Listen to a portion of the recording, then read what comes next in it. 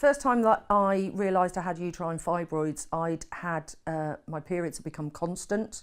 I went for a scan after that had gone on for about 5 months and nothing was found on the scan.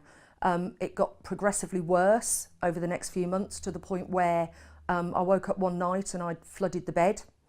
The final straw was a few days later, got in the car to go to a meeting, and the next thing I knew I was sat in a pool of blood.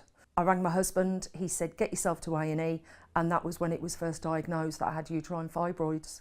Having uterine fibroids made me feel pretty much washed out, tired.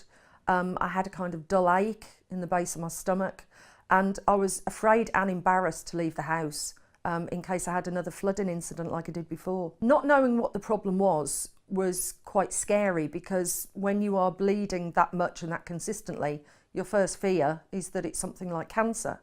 And not having a clear diagnosis and not knowing whether this is going to stop or keep going is really quite frightening. When I was diagnosed, I was shocked and surprised at just how many fibroids I had.